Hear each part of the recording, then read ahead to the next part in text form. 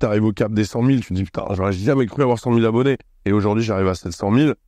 Rien, et plein d'autres gars, c'est des mecs qui, avant d'être connus, ont fait des centaines de vidéos et ont souvent été des années dans l'anonymat ou le relatif anonymat avant de percer. Il y a peu d'histoires, peut-être plus aujourd'hui, de mecs qui en une semaine ou un mois sont devenus connus. Salut, bonjour à tous. Aujourd'hui, on est sur un nouveau podcast, Maîtrise, IA et Influence. Et mon nom, c'est Jean-Charles, et aujourd'hui, j'ai l'immense plaisir de rejoindre, grâce à mes côtés, Holden et Tanguy, tous les deux français, qui sont donc aujourd'hui à Bangkok avec moi. Pour ce premier épisode, on a la chance d'être invité par un de nos clients en immobilier sur mon agence, BKK Condos, à The Strand, un Tumblr, un des meilleurs condominiums de toute l'année. Donc merci déjà pour cette invitation et merci les gars d'être venus aujourd'hui. Mais avec plaisir, franchement on a été très bien reçus. Et bravo pour ce beau petit placement de Best BKK Condo, dès l'intro, magnifique, placé, efficace. Ça devrait te faire un immense plaisir. Ouais, vraiment. On est plaisir ensemble d'ailleurs, on est pas le sujet. C'est vrai, on te connaît depuis un bon moment avec Holden. En fait, on s'est rencontrés sur des productions de films à Bangkok. Holden travaille pour l'Office du tourisme thaïlandaise et il est un amoureux de la Thaïlande. Il gère les pages Facebook aussi de TT en France et dans les pays francophones. Et c'est cette personne qu'on s'est rencontrés, puisque grâce à mon matériel et à mes activités en vidéo production, je vais tourner des clips et des documentaires en Thaïlande avec Holden. Tout à fait, une petite précision si vous le voulez bien, je suis du Sud comme vous l'avez actuellement. Et également pour être sérieux, exactement, j'ai une société ici, je l'ai ici en tant qu'entrepreneur, j'en parlerai après Jean-Charles. Et l'Office du tourisme est un de mes principaux clients. On travaille un peu moins que pour tous les pays francophones, mais on fait plusieurs choses pour eux sur le digital, notamment avec toi. Et merci encore de nous recevoir. Et pardon pour la répétition. On va continuer pour là. Donc, ce que je voulais dire, c'est que, en fait, ce qui s'est passé, on se connaît depuis un moment avec Holden, et il y a quelques semaines, il me présente à Tanguy. Donc, nous bossons ensemble à l'époque pour Dailymotion, absolument. Pas du tout. Ah ouais, non, c'est faux. Non. Mais c'est presque ça. Ouais, mais non, c'est grâce à Cyrus qu'on s'est rencontrés. Indirectement. En fait, j'ai un pote youtubeur qui s'appelle Cyrus North, et qui était en vacances ensemble en Thaïlande, et un soir, il me dit, tiens, je vais te présenter un de mes potes avec qui je bossais quand j'étais chez Dailymotion. Et il m'a dit, tu vas super bien t'entendre avec lui. Et en effet, ça a marché, ça a matché. Et on est devenus potes il y a quelques années, et on est amis depuis, tu vois. Et ça doit faire, je crois, 5-6 ans qu'on se connaît. Ouais, exact. Donc, comme je vais régulièrement en Thaïlande, quand je vais en Thaïlande, forcément, je vais voir Holden, entre autres. Et voilà, donc l'amitié est née là. Et moi, là-bas, je suis youtubeur. Donc, je suis youtubeur en France, mais j'ai un amour de la Thaïlande aussi depuis que je suis vraiment petit. Et donc, venant régulièrement, j'ai commencé à tourner aussi du contenu ici. Je fais du contenu autour des animaux. Donc, j'ai envie de dire la chaîne majeure sur les animaux de compagnie en France. On a bientôt 700 000 abonnés. Et voilà. Et donc, du coup, j'arrive à allier mon amour de la Thaïlande et mon métier de youtubeur ici en venant régulièrement en tournant du contenu ici.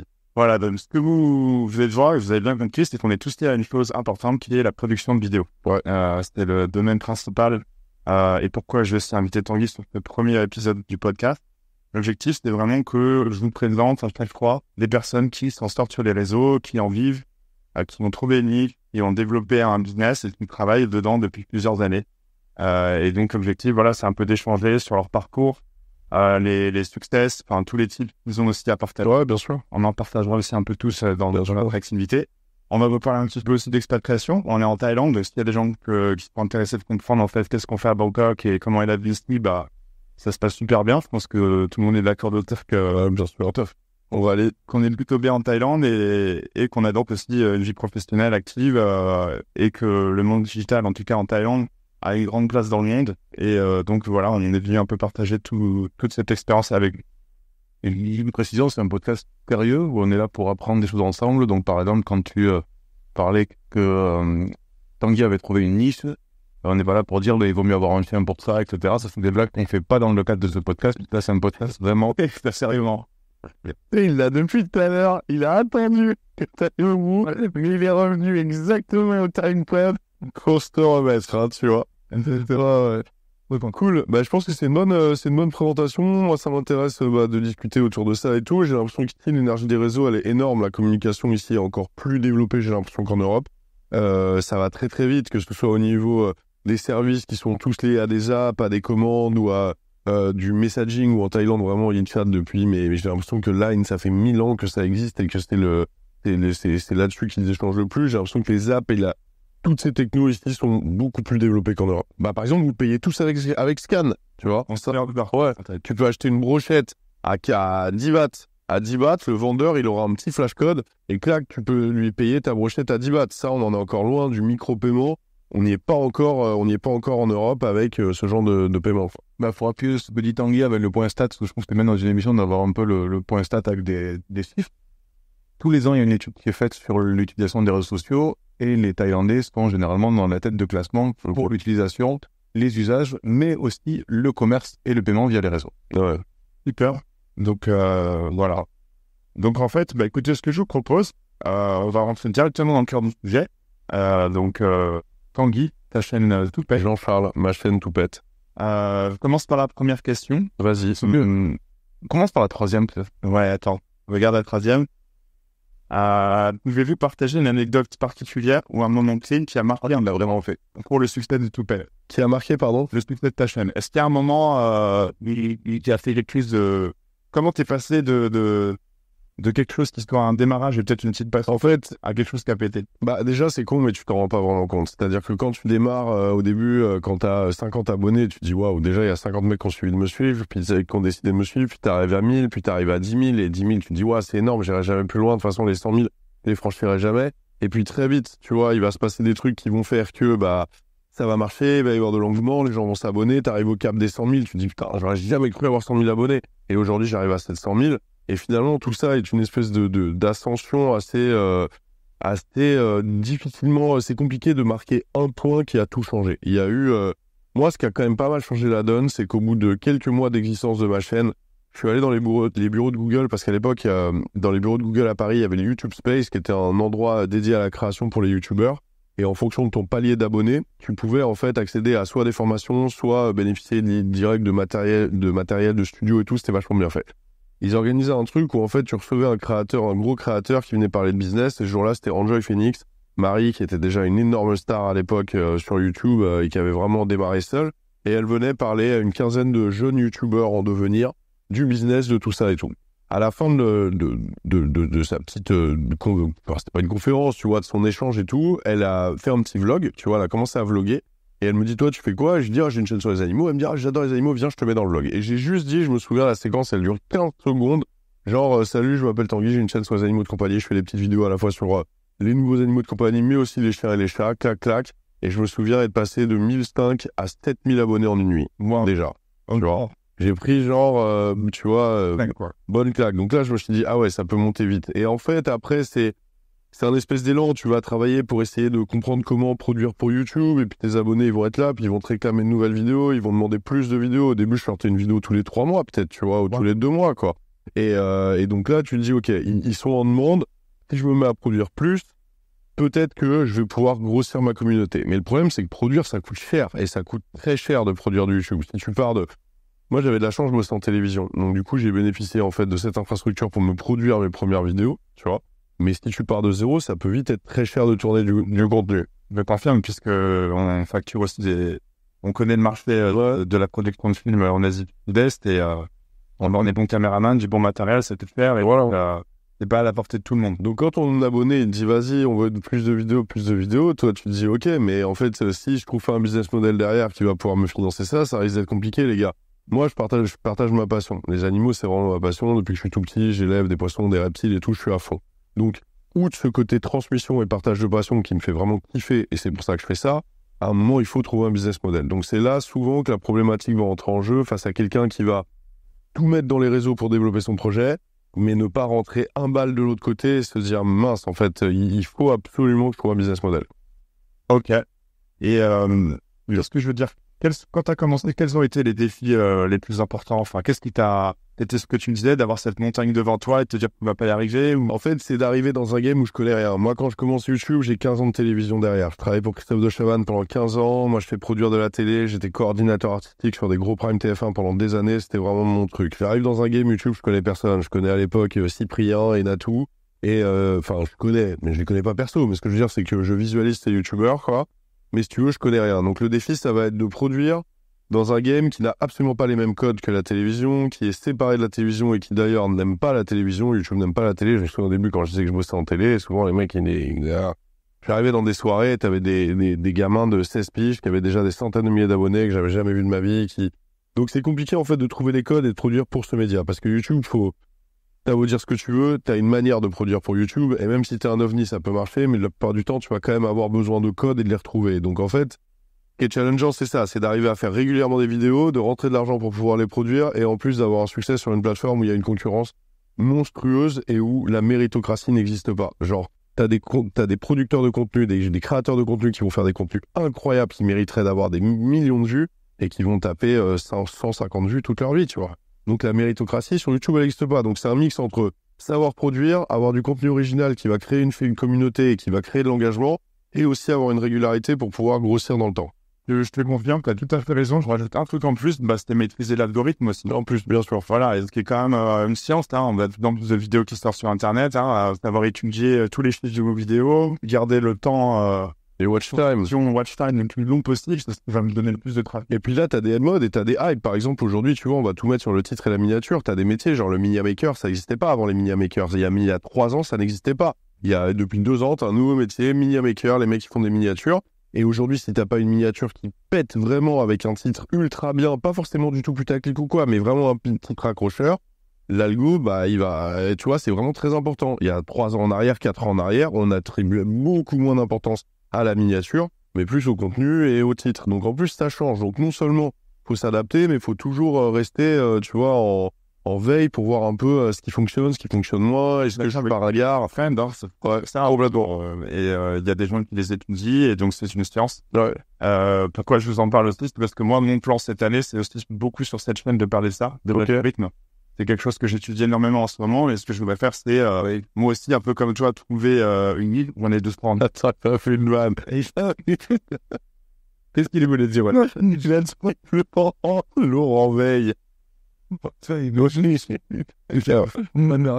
Pardon. Mais ouais, vas-y, mais totalement l'étude de l'algo. Voilà, étude de l'algo, et moi aussi, un peu comme toi, trouver une niche et péter l'algo, et t'as des gros points, quoi. Après, tu vois, aujourd'hui, TikTok a changé un peu la donne parce que TikTok, ça peut aller très vite. Tu peux passer de 0 à 100 000 abonnés en 3 mois, tu vois, alors qu'à l'époque, YouTube, c'est plus compliqué de grimper, tu vois. C'est-à-dire que pour avoir des grosses communes sur YouTube, je pense que YouTube est quand même un média beaucoup plus compliqué à produire que TikTok, où tu peux en effet trouver un nouveau format, un nouveau truc, devenir viral très vite, avoir une commu très vite, très engagée.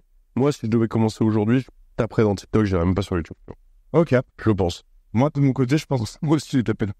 Ouais. Toi, tu t'apprêtes de tirer sur YouTube ou tu irais sur YouTube? C'est mal passé.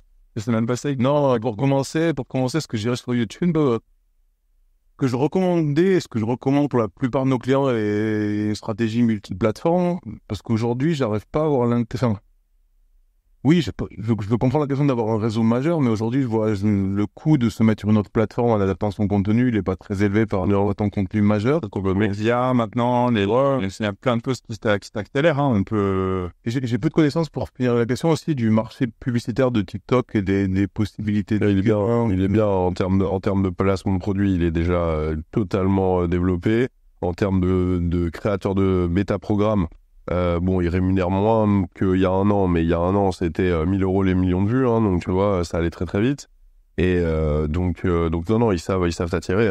Tu réfléchis pas plus en termes de format, de type genre les formats longs, tu vois, machin, c'est sur YouTube. Mais maintenant, il les découpe. T'as des documentaires qui font 50 minutes, ils vont être découpés en 40 fois 1 minute 30, balancés sur TikTok, partie 1, 2, 3, 4, 5, 6, 7. Et j'ai jamais vu comme ça. Ouais. Et toi, je l'ai vu, je crois, sur ta chaîne, tu ne fais pas de format short?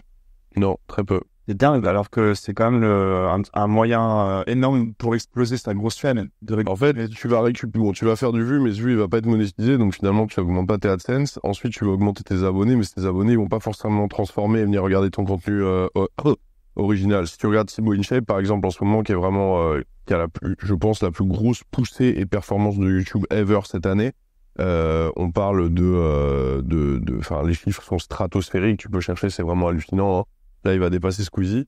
Et avec les shorts, il fait des vues hallucinants. Mais si tu regardes ses vidéos de base, elles n'ont pas forcément augmenté de fou en nombre de vues, quoi. Tu vois. Donc, ça va grossir ta chaîne, mais ça va pas forcément se transformer sur ton contenu monétisé. Il rémunère pas au bout d'un moment, quand même? Très peu. Très, très peu. Vraiment, quelques centimes. Ouais, c'est compliqué, tu vois, de foutre des pubs sur des trucs qui sont vraiment ultra, pour l'instant, c'est... Le display, me semble, ça... Ah ouais? Ouais, en dessous, peut-être. Ok. Moi, c'était moi. Ok. Là, je l'ai vu cette semaine. J'ai vu un. Mais c'est moins qu'un enfant. C'est moins qu'une vidéo. C'était que du short. Ok. Stace. Ok. Pour les enfants. Ok. Avec des vidéos dans la rue. Elle est très créative. Ok. Elle se fait ouais, 10 millions par vidéo. Ouais, bah, Je pense qu'il y a des shorts, c'est que le modèle sur plein de plateformes différentes et que du coup, il y en a plus gros en l'ayant sorti. Il y en a sur YouTube et sur machin. En tout cas, il y a des gens pour qui les shorts, ça se passe très bien. ok. Mais ce qui veut dire, je pense, qu'il est juste, c'est que tu peux vivre que du format YouTube normal, mais tu peux pas vivre que du format YouTube short. Oui, je vois ce que tu Tu peux vivre du format short, mais en l'ayant démultiplié sur d'autres plateformes. Ok, donc je pense qu'on bien de séparer les 5, mais d'accord. Une autre question sur ton développement de la chaîne. Comment est-ce que tu as identifié maintenant, tu as identifié, tu t'es dit, mais en fait, le contenu sur les animaux, En fait, ça peut marcher, c'était bien. En fait, je suis arrivé, le terrain, il était vierge. C'est-à-dire qu'il y avait, j'avais quasiment pas de concurrence, ou des mecs qui faisaient des vidéos sur leurs animaux chez eux, mais si tu veux, qu'il y avait vraiment vraiment très peu d'entrepreneuriat, de développement, de business à côté et tout. Donc, si tu veux, ils avaient vraiment une chaîne pour partager leur passion. Mais il n'y avait pas de chaîne animaux développée, multi-animaux, avec du contenu régulier, des tutos associés à des marques, avec du sponsoring et tout, ça n'existait pas à l'époque. Donc, finalement, j'y suis allé un peu à tâtons en proposant dès le début du contenu assez différent pour surtout pas habituer mes abonnés au même contenu, parce que ça, je pense que c'est une grosse erreur. Si tu veux faire beaucoup de choses différentes sur ta chaîne, il faut l'annoncer, il faut montrer la couleur dès le début. Si tu commences à te spécialiser dans un truc, au moment où tu vas leur proposer autre chose, ils vont te dire, attends mon gars, moi je me suis abonné pour des poissons, j'ai absolument pas envie de voir des reptiles, je m'en fous, dans ce cas-là, j'ai une chaîne reptile. Donc dès le début, j'essayais vraiment de taper dans plein de choses, des tutos d'éducation de chiens, des tutos d'aquarium, des tutos reptiles, des vidéos sur les chats, des rongeurs, pour voir un peu ce qui marchait le mieux. Et très vite, je me suis rendu compte que les aquariums, les terrariums, c'est vraiment ce qui plaisait le plus. Donc après, je leur fais des formats cool que soit j'invente, soit si je les invente en fait, tu vois, genre j'ai fait des trucs genre des animaux quand t'as pas de thunes, tu vois, au début j'ai fait des formats comme ça marchait super bien. Et donc après tu développes. Mais tu cherches toujours un peu, tu regardes forcément, tu vois, t'as un contact direct avec ta communauté quand tu vois les commentaires, l'engagement des pouces bleus, qu'est-ce qu'ils aiment pas, tu vois les démarrages. Alors bon, ça existait pas au début, mais maintenant YouTube il classifie tes vidéos par 10 et tu sais ta vidéo elle est combientième dans un classement de 0 à 10 en fonction des performances qu'elle fait par rapport aux précédentes. Donc ça c'est très stressant, tu vois, j'aime pas du tout parce que t'as des vidéos des fois qui vont démarrer 5e, 6e, 7e, donc tu dis merde elle marche pas, pour remonter 2e 3 jours après, mais pendant 2-3 jours t'es là à regarder tout le temps, merde elle marche pas. Et ça c'est un truc que c'est vraiment le truc que j'aime pas dans mon métier, c'est la pression des chiffres, tu vois. Le toujours aller regarder, est-ce que la vidéo elle marche, tiens merde, ils ont pas trop aimé, tiens il y a moins de commentaires, ah celle-là elle a cartonné, est-ce que je devrais pas faire plus de vidéos qui cartonnent, mais est-ce que je vais pas m'enfermer dans un truc? Ça vraiment la pression des chiffres, c'est un truc, je te jure, au bout de quelques années c'est compliqué. Une question que j'ai envie de te poser par rapport à ça, on posait tout à l'heure la question de l'algorithme et de son importance et de sa complexité, mais je me suis posé la question avant en tant que professionnel dans mes anciennes activités. Est-ce que tu arrives un peu à faire une espèce de cartographie ou de pourcentage des paramètres qui vont faire le succès de chaque vidéo, pardon. J'explique. Te dire à quel point l'heure de publication compte, à quel point le sujet compte, à quel point la miniature. La miniature, c'est 5% de ce que ça va faire des vues, là. L'heure de publication, c'était 20%, ou c'était peut-être 1%. C'est quoi les paramètres principaux et quelles sont leurs importances? Je pense que c'est ma vision, ça dépend. Si t'es une méga star, par exemple des réseaux, que t'es sur TikTok et que tu fais du contenu sur YouTube, normalement les gens, peu importe quand tu le posteras, ils suivront parce que tu feras une story, ils viendront voir, ils en veulent plus de toi et tout. Plus t'es gros, moins l'heure est importante. Je pense. Après, par exemple, tu vois, je pense que Squeezie peut balancer une vidéo après n'importe quand, il fait juste une story, la vidéo elle va péter de malade parce qu'il a un tel engagement.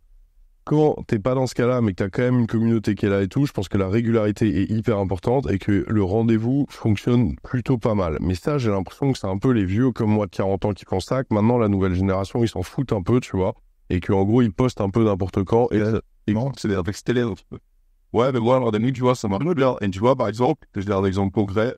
La plupart du temps, même vidéo, elle va faire qui va peut-être 40, 60, 70 000 vues le premier soir. Quand elle va passer, je la quasiment fait 14 heures. Et souvent, quand elle fait entre 50 et 100 000 voitures. Et il y a quelques semaines, il a arrivé une galère avec un auteur qui, en gros, m'a livré le projet trop tard. Donc, du coup, j'ai pas pu la sortir le dimanche. J'ai dû la sortir le lundi matin. Parce qu'elle était sponsor par une marque. Et donc, du coup, je me suis dit, putain, je préfère en fait la sortir vite. Parce que la marque, elle a payé pour le placement et tout. Plutôt que d'attendre 6 mois prochain. Et grosse erreur. Ouais, j'ai fait genre la moitié de mes vues. alors que j'ai des plutôt réguliers, j'ai fait une large de juste parce que la vidéo, je l'ai pas forcément du marque 14 heures, je suis censé devoir se battre. Donc, la grosse question, au niveau du temps, des objets de staff, je pense que c'est plutôt important. La miniature, c'est pas important, c'est pas important, le sujet, évidemment, c'est important, la qualité de sa vidéo, si tu commences à faire des miniatures des types de malades, mais que t'as vu à l'épique, là, tu secondes, les gars, il va parvenir, tu vois. Donc, c'était des paramètres indispensables, des paramètres pour jouer tout ça, et au moins une gamme. Non, vous voyez, tout ça, c'est important. Une qualité, la prise technique, au top, l'image sport, au top, c'était un mauvais compte, c'est plus possible aujourd'hui avec ça. Le bon rang en déjà, et puis le matériel est tellement facilement accessible, du matériel haut de gamme, je veux dire, avec un iPhone et un micro, tu peux un peu plus au top, des signaux que si les gens font fort, moi ici on a mis un jeu de gâteau et on a des micros, c'est là, non mais là, plus top, mais ce que je veux dire c'est qu'aujourd'hui, même avec le budget, je peux quand même démarrer à produire du contenu, ça va pas te coûter si cher, ça t'es tout seul et pouvoir te dégarder, mais c'est la qualité doit être top, donc si tu veux start avec des qualités pas top, tu vois, oui. Mais toi, ça que tu proposes à tes clients, tu vois, enfin, c'est une demande, une fête à toi. Oui, ça dépend de ce qu'ils demandent par défaut. Oui, mais quand même, tu vois, tu sais, quand tu produis du contenu aujourd'hui en 2024, soit le contenu soit bon, quoi. Tu vois, avant, c'était pas du tout, Alors là, on parlait vraiment de vidéo, mais j'ai vu aussi que tu étais sur Threads, d'ailleurs. Sur quoi? Sur Threads, Instagram. Ah oui, j'ai commencé à... Tu as quasiment 10 000 followers, ouais. Tu sais, cette chaîne elle vient juste de se lancer, c'est difficile de faire des fans sur cette plateforme. Mais en fait, j'ai l'impression qu'ils t'abonnent automatiquement au début, non? Parce que j'ai eu 5 000 le premier jour, quoi. Non, je pense que t'as un ouais club, hein. Ok. Parce que c'est pas un réseau facile et je vois que tu bosses dessus. Franchement, j'ai bossé 4 fois au début, ça fait un mois que j'ai pas touché. J'ai toujours pas compris comment fonctionne l'algorithme, cet outil, mais je pense que pour toi, qu'on a déjà presque 10 000, ça vaut le coup de faire le développer. Ok. Des conseils gratuits ce podcast. Voilà. Merci. Et maintenant, on échange la partie conseil. C'est plutôt, je reviens sur toi, Tanguy. Quelle stratégie de croissance as-tu trouvé les plus efficaces si tu prends tes 5 ans d'expérience, c'est ça à peu près? Avoir un format qui cartonne, des animaux quand t'as pas de thunes, franchement j'ai fait des tonnes d'abonnés. Avoir le Covid qui nous tombe dessus, j'ai pris 200 000 abonnés la première année du Covid, tu vois, je crois. Donc ça, forcément, le facteur fait ça. Mais c'est surtout vraiment aller chercher les collabs. Collabs, c'est le truc qui va te faire le plus grossir sur YouTube. J'ai fait quelques collabs avec quelques gros YouTubeurs. Il y a 2-3 ans, j'ai fait une collab avec Inoxtag. Ouais, tu prends plein d'abonnés, tu récupères plein de nouvelles personnes, tu vois, ça marche très bien aussi. Mais c'est surtout la qualité du contenu. T'as des gens qui font jamais une collab, qui vont produire leur contenu dans leur coin et tout, et qui vont faire des vues de ouf, genre Feldup, tu vois, Feldup, tu connais? Non. C'est un youtubeur, il fait des chiffres, c'est stratosphérique, il te raconte un peu tu vois ce que c'est, tu connais? Il va faire, non mais mec, son finding, il a fait un finding la semaine dernière, sa vidéo, il l'a sorti. Écoute, la vidéo elle dure 3h15, elle a tapé 3 millions de vues en 48 heures. Voilà. 3h15. Des histoires un peu dark d'internet, tu vois, genre un peu des trucs, les méandres, les backrooms, les trucs chelous, des trucs chelous sur Reddit, tu vois, vraiment. Okay. Et il est tout seul, il a un super ton, il est dans le noir avec juste une douche de lumière, je trouve qu'il est hyper attachant. Allez voir, le mec il a des chiffres, mais hallucinant. Et pourtant, son contenu, je pense qu'il y a énormément d'enquêtes, de rédaction, de préparation du contenu. Mais en termes de technique, c'est ultra simple, quoi. Il est dans le noir avec une douche, un mode podcast et c'est parti. C'est marrant que tu parles de ça parce que lui il fait un format long. Et moi en fait, là je fais beaucoup par rapport à l'algo pour me renseigner, je regarde un peu tous les comptes. Je fais beaucoup de scrolling pour voir les comptes qui arrivent à faire des bons scores en IA sans faire de personne. Tu as beaucoup de trucs justement sur les histoires de gens perdus qui n'ont pas été retrouvés, des mystères, des conspiracies et tous ces sujets-là, ça drive énormément d'attention. Bien sûr. Après, c'est l'effet entrer l'accusé de l'époque, tu vois, tous les gens adorent tous ces trucs sur les tueurs en série, tous ces trucs. Lui, Feldup, il va vraiment mélanger plein de trucs et allez regarder son contenu, vous êtes étonné. Est-ce que c'est pas aussi malin, peut-être j'ai une connerie, mais comme ça fait 3h15, je pense qu'il y a pas tant que ça de gens qui regardent d'un coup, tu vois. Ça veut dire qu'une personne, elle va faire peut-être, au lieu de faire une vue sur ton 30 minutes, elle va faire 10 vues ou 15 vues dessus parce qu'elle va y revenir plusieurs fois pour écouter l'histoire 1, l'histoire 2. Ah, mais si t'as la même IP, tu fais qu'une vue. Ok. C'est qu'une vue. On va couper du coup si. Non, mais c'est un peu ça fait parce que moi, je regarde beaucoup de podcasts et beaucoup de formats longs. C'est aussi ce qui m'a donné l'idée aujourd'hui de faire cette émission. Et je les regarde plusieurs fois. Parce que j'ai pas le temps de mettre 1 à 2 heures de podcast. On voit Yomi, Osama, tous les derniers gros podcasts durent au moins 2h30. Ça demande beaucoup de temps et donc moi je me les regarde en plusieurs fois. Moi j'aime bien me les faire soit en voiture, tu vois, quand j'ai des trajets, soit quand je rentre, je suis chez moi, bam, je le balance, j'écoute et... Ok, donc maintenant on va passer à la partie création de contenu et engagement. Comment est-ce que tu conçois tes idées de vidéos et comment tu fais pour maintenir de l'engagement auprès des viewers sur Internet et que l'intérêt vers ta chaîne, est-ce que tu as des contenus à nous donner?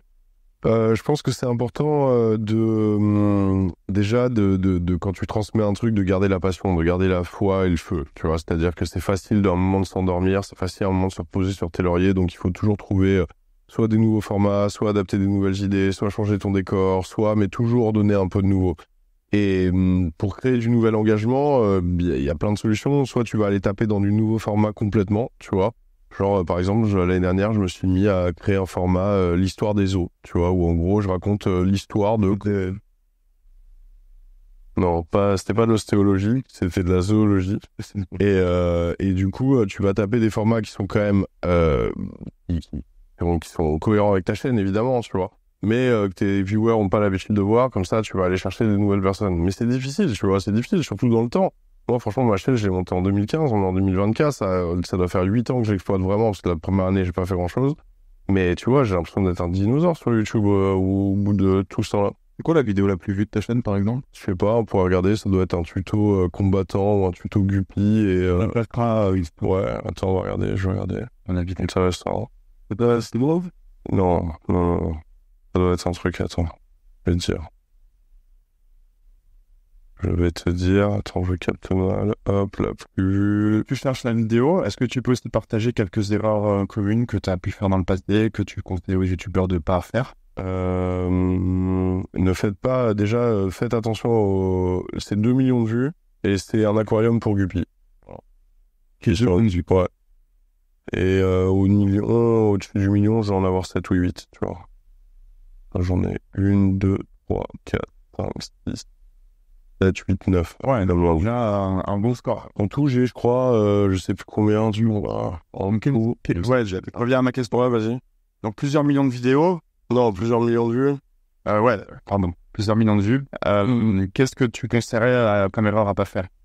Alors, déjà, Tu conseillerais comme erreur à pas faire? Déjà, de ne pas vendre son âme au diable, entre guillemets, à donner qu'à tes viewers le format qu'ils ont envie de voir, parce qu'en fait, à un moment, ça s'essouffle. Donc, c'est normal qu'il y ait des vidéos qui marchent mieux que d'autres, et quand t'as un bon format, de te le garder pour réinjecter du boost dans ton contenu régulièrement, genre, je sais pas, une fois tous les mois et demi, et pour leur remettre un petit truc qu'ils kiffent, mais toujours essayer de trouver des nouveaux trucs, et toujours essayer de ne pas leur donner que ce qu'ils veulent, parce que sinon, à la fin, t'essouffles, en fait. T'essouffles. Donc ça déjà. Ensuite, de bien travailler tes sponsors. C'est-à-dire que il vaut bien mieux dire non à une marque que de se prendre des foudres de tes abonnés parce que la sponsor avec qui t'as travaillé n'était pas bien, le produit était pourri, ou tu vois, ça, il faut faire vraiment attention. Parce que tu peux mettre des années après, vraiment, enfin, t'entends toujours ça, mais c'est vrai, tu peux mettre des années à créer une réputation et te la faire défoncer en quelques semaines, et parfois à juste titre, hein, tu vois, t'as des youtubeurs qui font n'importe quoi, tu vois, n'importe quoi. Donc ça, c'est important. Et au début, tu vois, t'es vite sollicité par des gars qui cherchent des petites chaînes à sponsor, et t'es là, putain, ils me proposent 300 balles, 400 balles, putain, c'est fou, je vais faire de l'argent avec ma chaîne. Moi qui cherche un business model, ça commence. Ah, mais souvent, quand ça va être des trucs un peu foireux, avec des dropshipping, de mecs en Chine qui te proposent de t'envoyer des PayPal direct, tu vois, il dit bah non, c'est pas ça que je veux. Moi, je veux être sponsor par la marque de filtre d'aquarium que j'utilise depuis que je suis petit. Tu vois, je veux bosser avec des marques où je sais que le produit va être cool. Moi, Le produit donne de la valeur à ton audience. bien sûr. Et donc, du coup, ça, c'est important aussi. Ouais. Donc, toujours les respecter, pas faire de coups à l'envers, être le plus honnête et transparent, tu vois. Et en tout cas, t'es pas obligé de leur montrer ta vie ou quoi, mais dans ton contenu, être honnête et transparent. S'il y a un truc que t'apprécies pas, tu le dis, tu vois. C'est-à-dire que si... par exemple, moi, dans ma chaîne, il y a du matériel ou des méthodes de faire, des trucs que j'aime pas, je le dis clairement, quoi. Donc être honnête, c'est hyper important. Ta crédibilité vient de ton authenticité, et ton authenticité se traduit non pas que dans tes vidéos, mais aussi dans tes choix de marque, dans tes choix de sponsor, dans tes choix de collaboration, featuring. Et tout l'univers que tu crées, en fait, tu dois être cohérent. Ouais, totalement. C'est une très belle synthèse. Écoute, je te propose de passer aussi aux questions suivantes. J'ai vu que tu avais une formation, c'était Tout Prix School. Tout peut être School. Tout près. Ok. Est-ce que tu peux nous en parler, expliquer? C'est Bien sûr. En fait, il y a 2 ans, à peu près plus de 2 ans, j'ai voulu me diversifier un peu pour trouver toujours comment en fait transformer mes vues dans des business models qui pourraient fonctionner. Donc les formations, monter un aquarium, c'est pas facile. C'est-à-dire que tu peux trouver toutes les infos sur internet à droite à gauche, mais tu vas avoir parfois des trucs un peu contradictoires. Aujourd'hui, les gens, avant, c'était une passion. Souvent, tu t'inscrivais dans un club, ou dans ta ville, il y avait des clubs aquariophiles. Et tous les week-ends, tu y allais, tu rencontrais d'autres mecs, il y avait plein d'aquariums et le savoir se transmettait comme ça. Aujourd'hui, ces clubs, ça marche plus, ça ferme.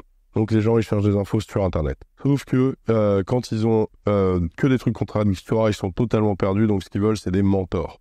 Donc soit il va regarder tes vidéos sur ta chaîne YouTube, mais sur ta chaîne, tu peux pas rentrer en profondeur quand tu fais des contenus de 20 minutes divertissants pour avoir une audience assez large. Tu peux pas rentrer en profondeur sur la chimie de l'eau, les machins, tout ça.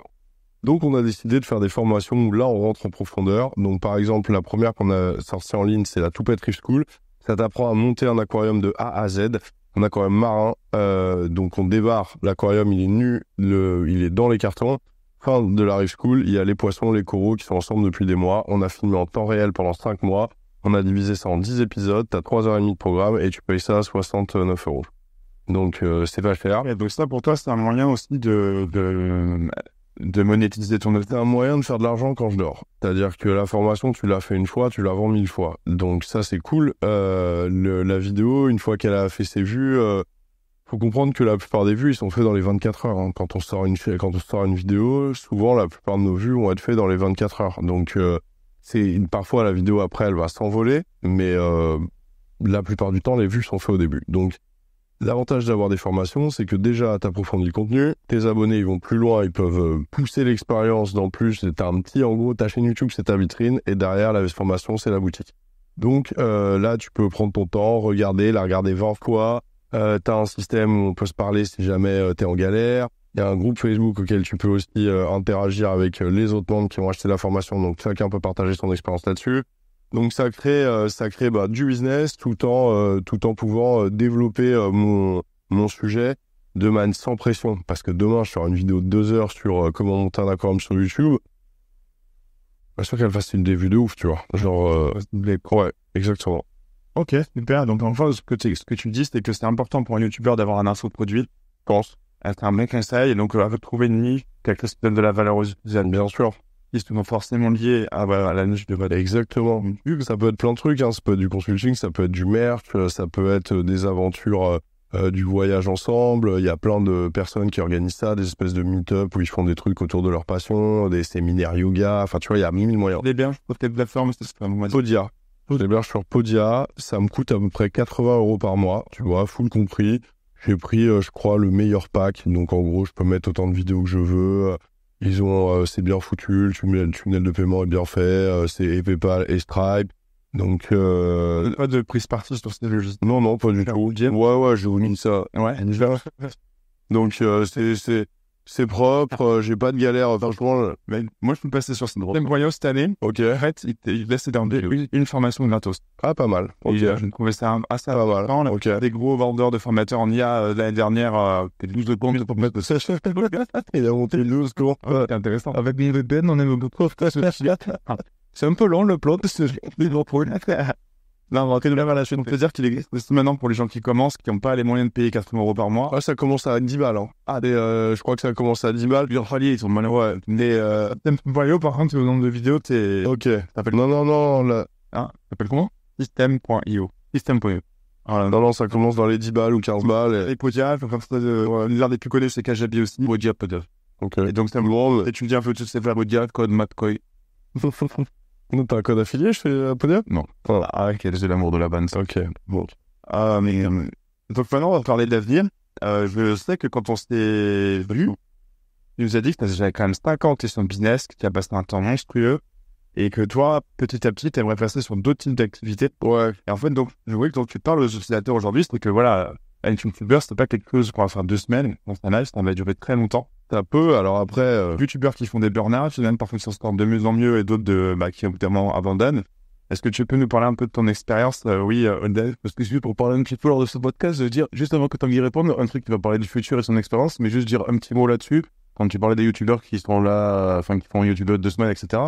Quelque chose qu'on dit rarement, c'est que la plupart des gros youtubeurs aujourd'hui, c'est des mecs qui ont bossé pendant des années en ayant peu dû, les Cypriens,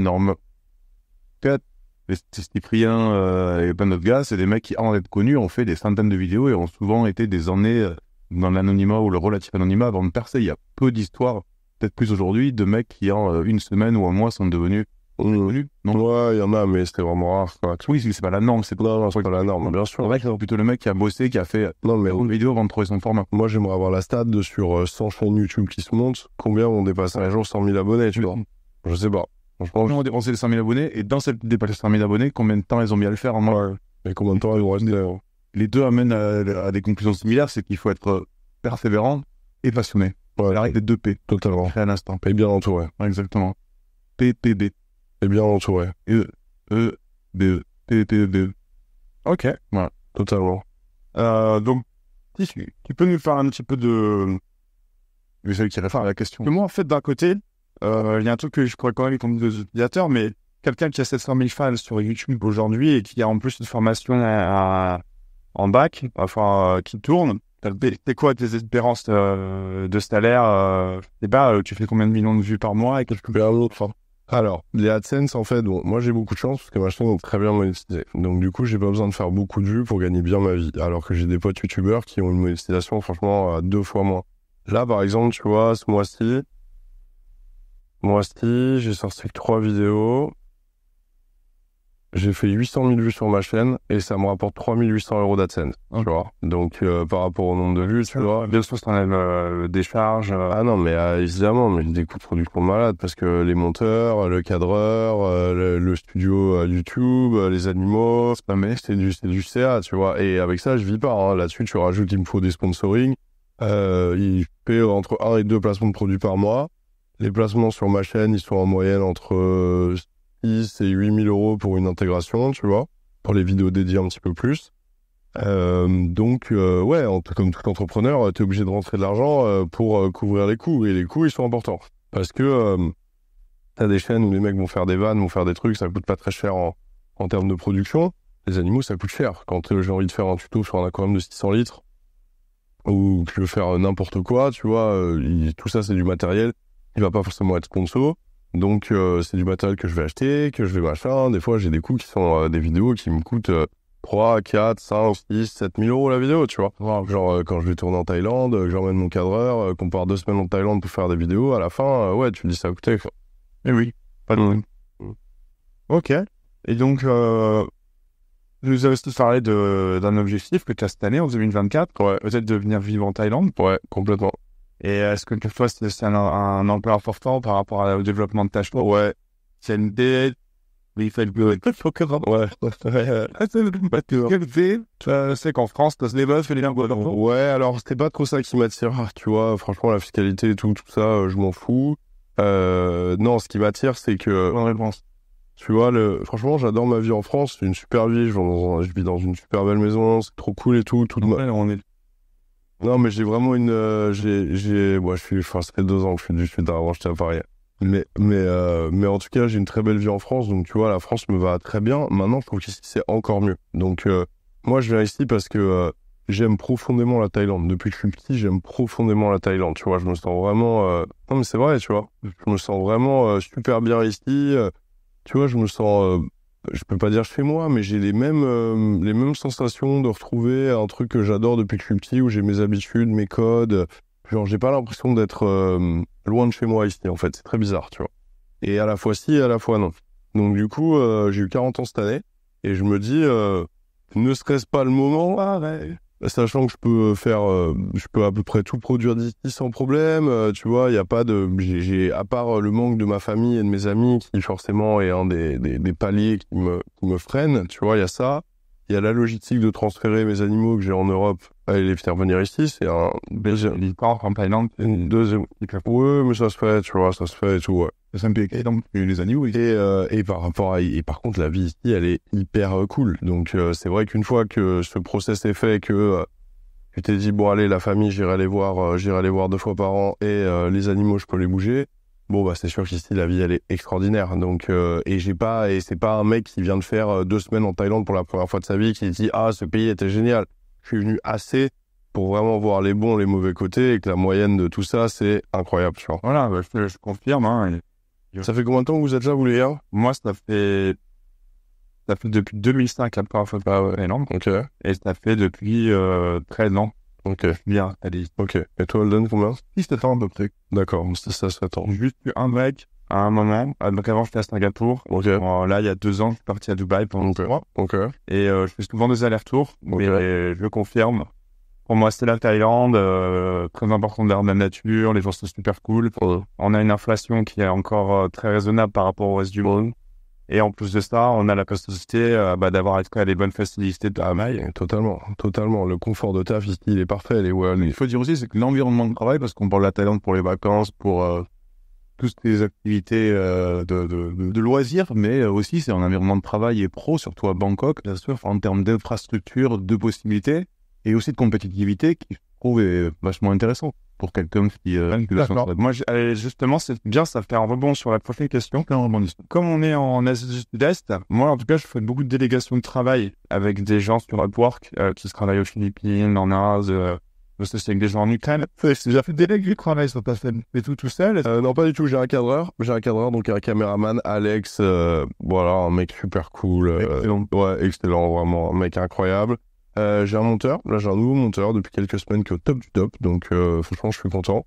J'ai une agente qui va me trouver tout le business, donc agente avec qui j'ai monté la chaîne à l'époque, Nawel.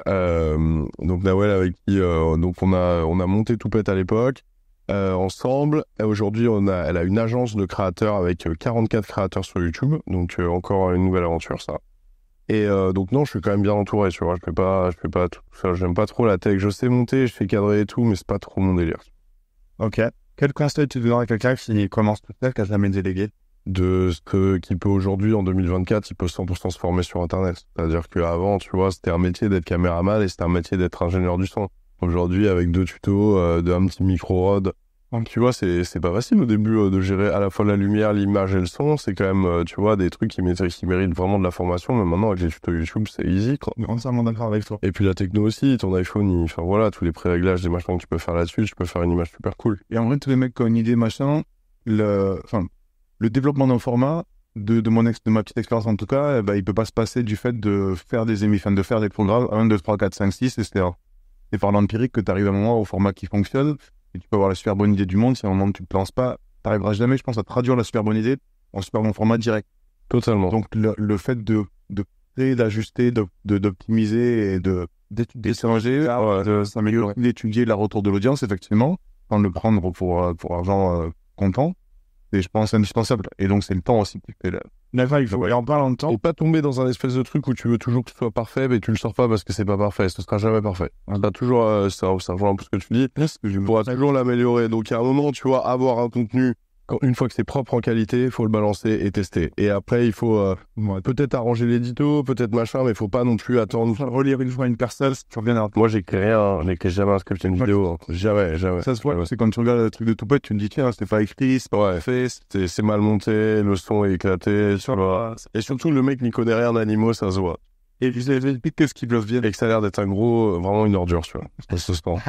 Et vous? Beaucoup de temps, Est-ce que tu as déjà pensé à utiliser l'intelligence artificielle pour justement passer un petit peu plus à l'écrit? Ouais, parce que mon rêve, c'est de finir en Thaïlande dans un resort avec plein d'animaux en semi-liberté, tu vois, et j'aimerais bien aller vers ça dans ma vie d'ici, arriver, conserver mes activités et tout, mais tranquillement dériver vers d'autres activités. Et là, pour moi, la fin du game, c'est ça, c'est le resort dans une île avec plein d'animaux où c'est vraiment le fin du game. Et donc du coup, je génère mon resort sur IA pour voir à quoi ça va ressembler. Et mec, je m'éclate avec Midjourney, avec Adobe aussi, le truc d'Adobe est pas mal. Donc ChatGPT forcément. Gemini. Je m'en sers. Eleven Labs pour les voice aussi. Ok. Que tu pourrais très bien étudier. Ok. Là, ce format short. Intéressant. Ok. Il y a Wenbeck. Non, plus il y a Tony.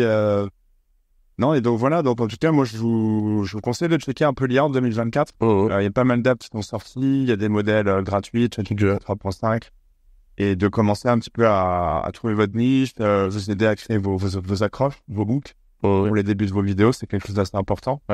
Et de mieux vous assurer que vous ayez balayé un sujet en profondeur et que vous donnez de la valeur à vos viewers. J'ai vu un truc sur MrBeast il y a pas longtemps, il racontait qu'en gros, il peut mettre des jours et des jours, voire des semaines à trouver le hook de départ de la phrase. Tu vois, que la première phrase, c'est vraiment le truc qui va vraiment sur-travailler et sur-rechercher. J'avoue, c'est un truc que je n'ai pas... Les 10 premières secondes. Première seconde, vraiment. Et on travailler cette partie-là avant de continuer. Et ce qu'il faut que les gens comprennent aussi, c'est que des gens comme MrBeast, mais il le dit souvent dans ses vidéos, c'est des gens en fait qui se sont posés en groupe de producteurs. Ils étaient 5 à toutes les semaines balancer des vidéos sur YouTube.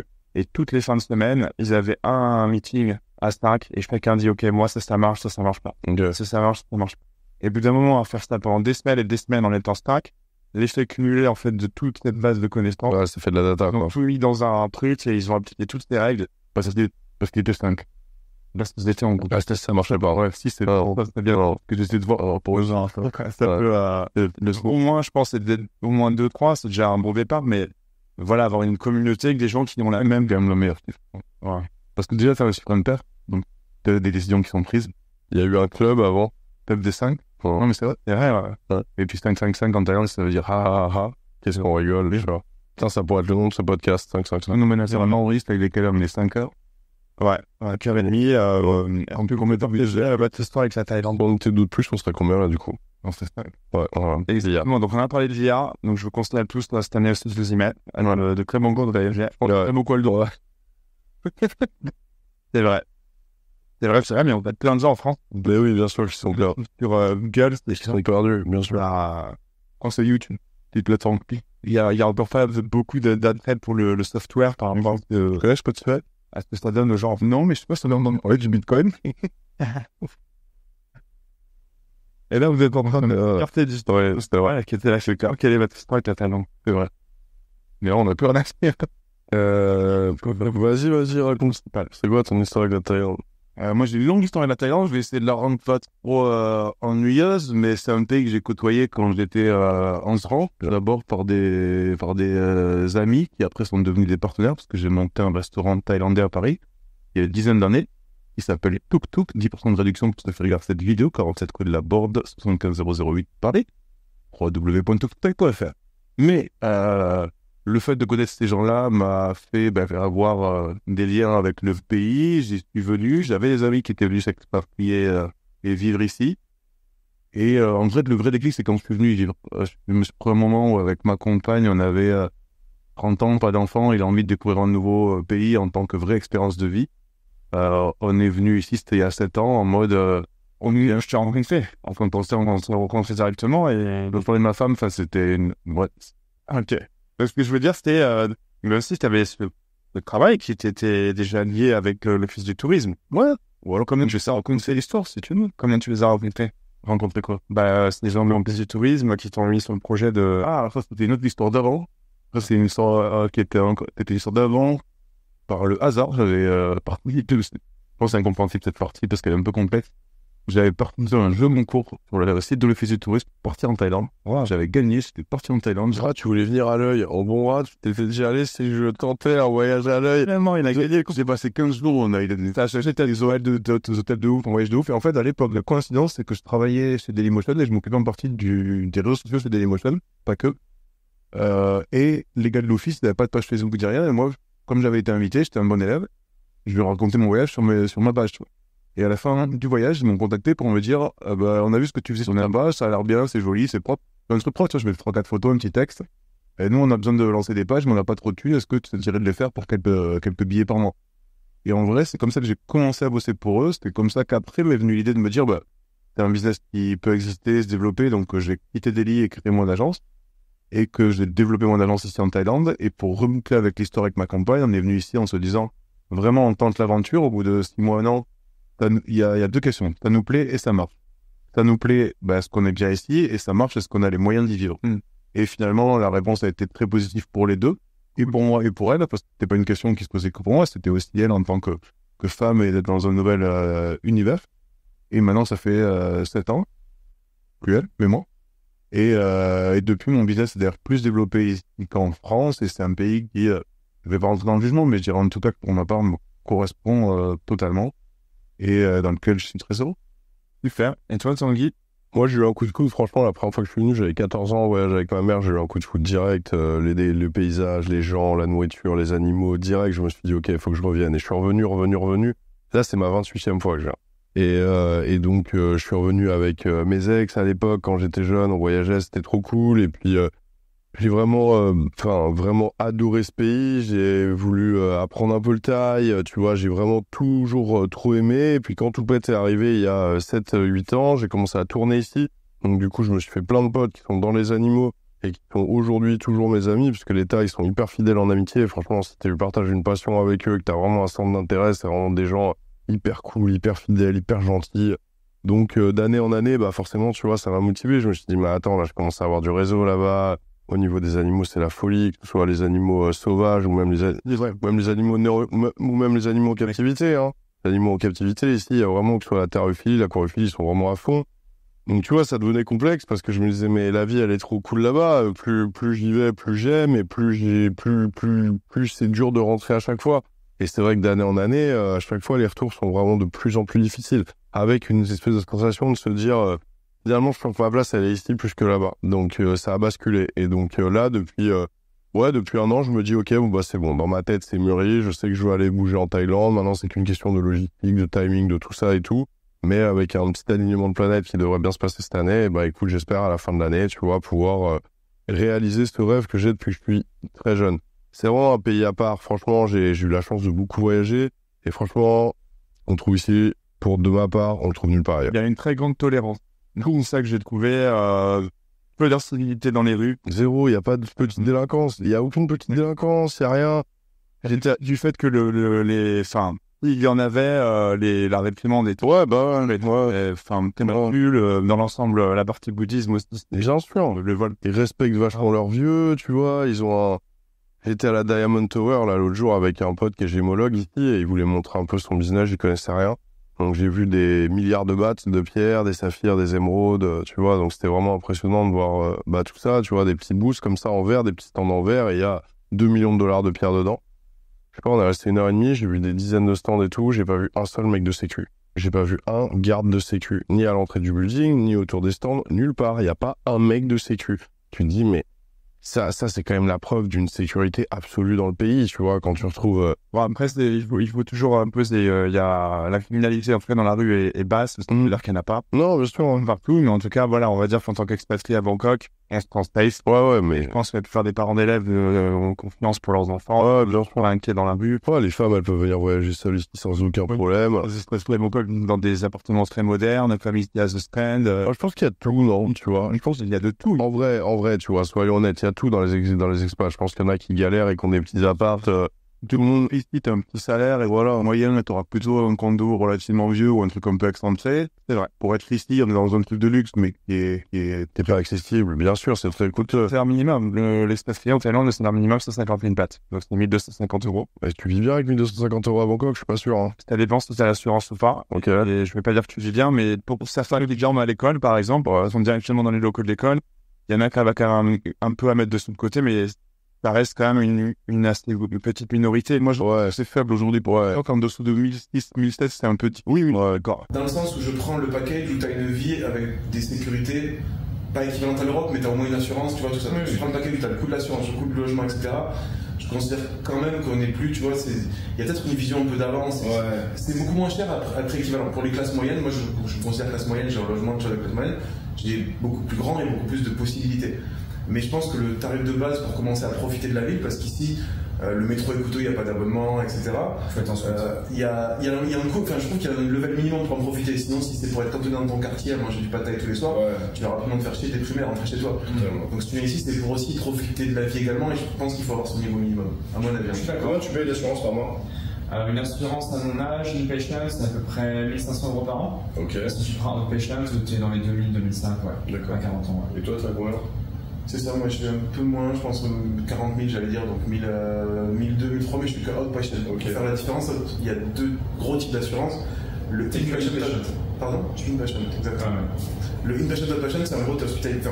Le inpatient, c'est moi je suis couvert que si je suis hospitalisé. Donc si je vais à l'hôpital pour un soin qui nécessite pas d'être hospitalisé, de passer la nuit à l'hôpital, je ne serai pas couvert. Si c'est un soin qui nécessite de passer la nuit à l'hôpital, tu l'es. Quand tu as le in et le out, tu l'es pour tous les types de soins. Voilà, donc toi, tu as les deux? Non, moi j'ai que le in. Ok.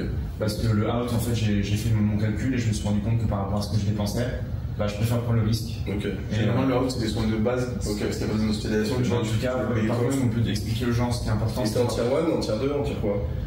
Je suis sur la zone. Ok. Et je suis couvert aussi en France, je crois, quand je rentre. Et ils t'emmènent dans un bon hôpital? Ah ouais, on est dans des très bons hôpitaux. Il y a quand même des caps, hein, quand ça part en live, parce qu'il y a des hôpitaux qui coûtent beaucoup trop cher. Ok. Mais on va dire que les plus gros de Bangkok, dans l'ensemble. Après, aujourd'hui, quand t'es assuré, t'as une bonne qualité de soins. Bien sûr. Et dans les soins de base, par exemple, moi j'avais une otite à l'oreille, un truc comme ça, je vais à l'hôpital chez le médecin, j'ai fait 2 rendez-vous, ça m'a coûté à peu près 70 € le soin total. Exactement. C'est des cliniques taille pour les gens qui ont un peu moins de moyens. Mais en tout cas, voilà ce que je conseille juste à tous les gens qui veulent venir juste s'expatrier en tout cas en Thaïlande. Et il y a une assurance qui est super importante. Parce qu'un moindre accident peut vous claquer. Même pour les permis, hein, tu vois. Financièrement, bien sûr. Je pense que vous n'avez pas le permis international. Et c'est aussi d'avoir des assurances qui sont sur le droit local. Je t'explique pourquoi, parce qu'il y a pas mal de gens qui s'assurent avec aussi des assurances étrangères, mettons de Londres. Okay. Souvent les brokers sont pas chers. Okay. Le problème c'est que si par contre demain tu as un accident de moto à Bangkok et que tu te marres très fort, en fait tu vas être soigné, mais tu vas avoir plein de séquelles. Okay. Et ces assurances-là, elles sont pas sur le droit taille, donc elles peuvent te mettre dehors à la fin de ton contrat. Et quand tu vas revenir dans une assurance locale, ils vont prendre toute la liste de tout ce qui t'est arrivé. Okay. Et en fait, ils vont te péter, ils vont te mettre une grosse majoration. Okay. Alors que par contre, si tu es sur un droit local et que tu restes ta vie sur la même, ou que tu restes sur des locales, ils peuvent pas te mettre dehors. D'accord. Okay. Et c'est la loi en Thaïlande. Okay. C'était la minute Alliance. Ouais. Voilà, c'était la fin. C'est des questions que souvent les expats se posent. Donc écoutez les gars, je vais essayer de faire un peu un résumé, parce qu'aujourd'hui on a essayé de parler un petit peu d'influence. Et Tony Welbeck. Et si on doit repartir avec 5 à 10 conseils, je sais pas, 5 conseils. Déjà, je pense, d'abord lancez-vous. C'est-à-dire que si vous avez une idée, que vous pensez que c'est une bonne idée et que vous pensez que vous pouvez réussir dans cette idée, lancez-vous. Il n'y a rien de pire dans la vie d'avoir des regrets. C'est-à-dire que même si ça marche pas, même si ça marche pas, vous allez acquérir de la compétence, acquérir de la connaissance, rencontrer des gens, vous former à des petites choses et quoi qu'il se passe, vous sortirez de cette expérience avec un plus, même si c'est un échec. Un échec, c'est l'acquisition quand même de méthodologie en plus. Donc il faut se lancer.